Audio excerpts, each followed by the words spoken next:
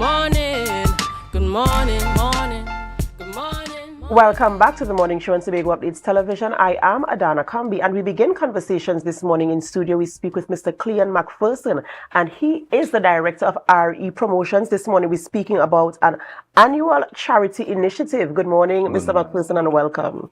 Nice to be here. Right. And of course, when we talk about charity, it's always a good thing to be charitable and to provide support for those who can't help themselves, especially in the times that we're in now. Yeah. We're talking about heading back out to school. And, in as much as some parents might already have some of this stuff, some people still looking for stuff at the last minute, and it can be frustrating. So tell us a little bit about your charity and what it does and the type of people it supports. All right. So we have been doing it for the past 9 years. We tend to cater for underprivileged students and also special needs children as well. So we try to cater to the more, vulnerable in society.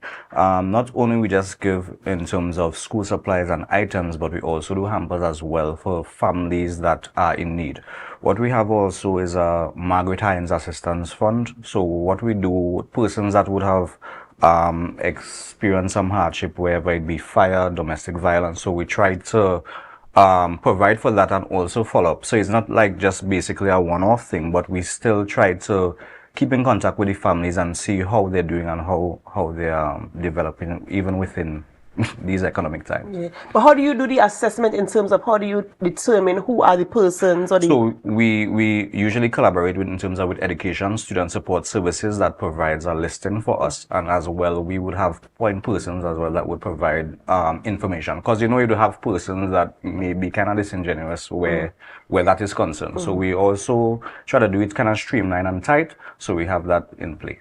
And you spoke about a fund in terms of collaborations or persons sponsoring or donating items. What is that like? Do you have people coming forward and bringing out? Actually, yeah, we have smaller companies like KK Constructions would have assisted us in terms of with the hampers. Not on a large scale, but because what we try to do within a year, we actually raise funds. So we have events through the year that raise funds to support this.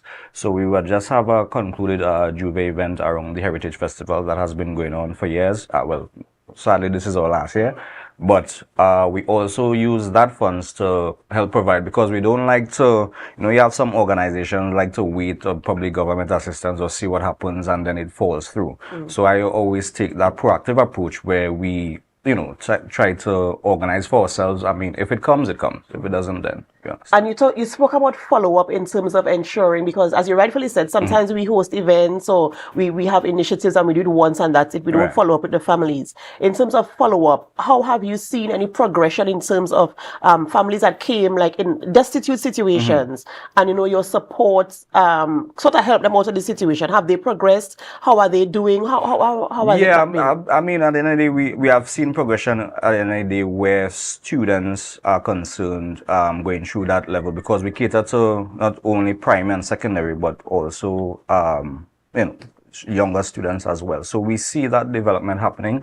We just not only just give, what we have is a kind of full program. So we have persons, educators that come to talk to the parents, talk to the children. So you have that idea, and especially now where you see in reference with the crime situation, we want to attack that basis where home, to kind of create the minds to try to help and to garner that approach where, a kind of positive outlook within society now as you see how things going. I know, I was going to ask in terms of community involvement, and you spoke about educators going out and lending that measure of support. Because at the end of the day, you can't really do it by yourself. It really takes, as they used to say back then, it takes a village, not just to raise a child, but to help a situation. If you look at the situation that we're facing now, you wake up this morning and you're hearing what is happening in our communities. And there are so many things you could point your finger at to say, well, how did we get here?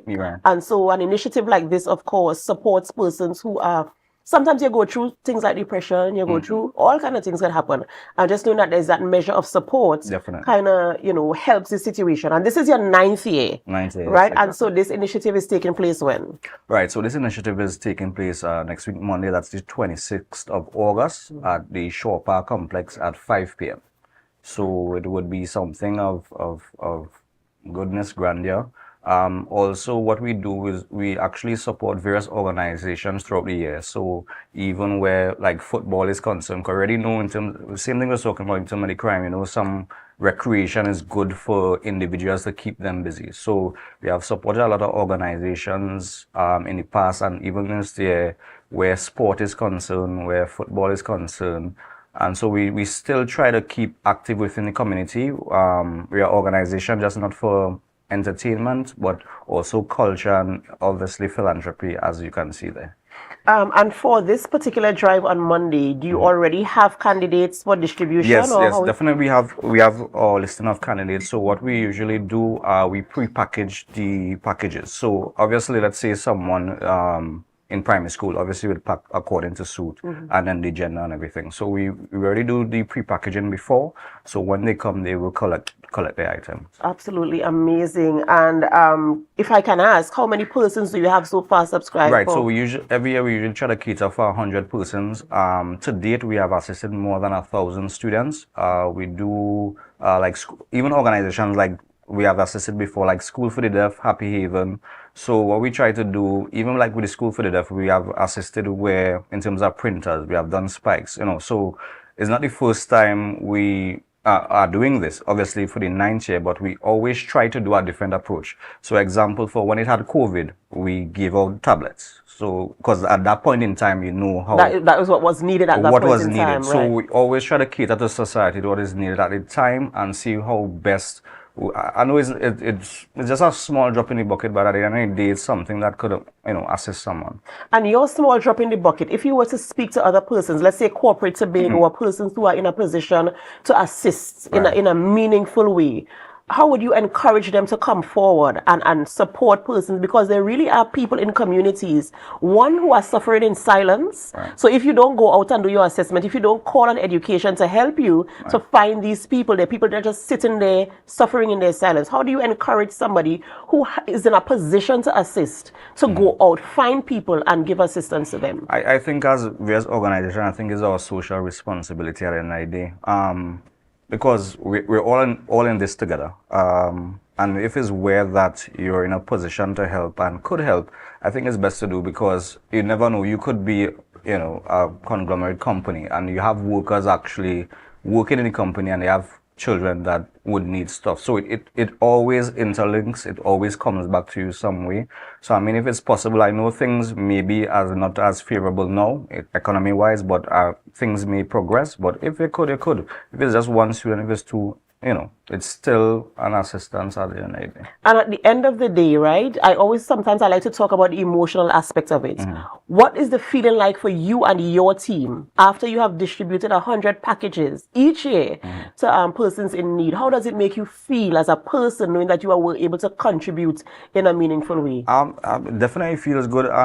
Sometimes you realize that really persons are suffering. There was an instance like last year, the mother had to decide if she could come or feed her children. So we actually provided transport for her to come and provide these things. So there are persons that definitely need. And I think for us as individuals at the end of the day, we definitely have to see where we could alleviate certain things, because you realize what's going on with the crime situation, and sometimes persons looking at other persons could provide that kind of inspiration or could provide that change at the end of the day. So we could just try.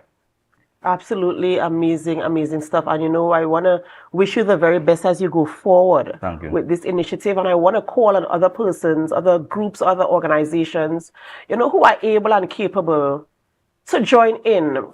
Find out in your own community, find out of somebody who might be in need, somebody who might want something and might be sitting there and suffering in silence.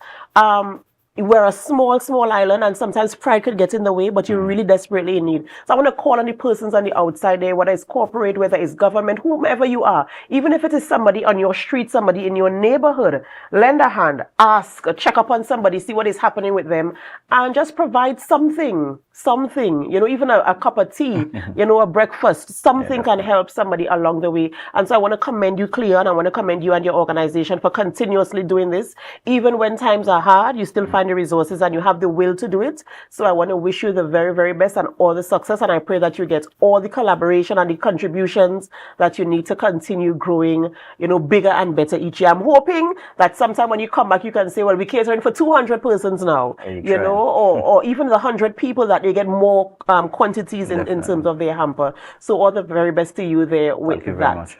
Ladies and gentlemen, we've been speaking with Kleon McPherson, He is the director of RE Promotions, and we're talking about the charity initiative, the 9th year. Actually, they've been doing this, and we do hope that they have the very best in success. And of course, that we too can find people in our communities and lend a helping hand, because at the end of the day, you just really want to know that somebody cares, somebody's listening, somebody's looking, somebody's paying attention, and somebody can lend you that measure of support. We have to go for a short break, ladies and gentlemen, before we continue conversations here in studio this morning. And as we go for a break, we invite you to help us. Share the live, share the live, share the live. We'll be right back.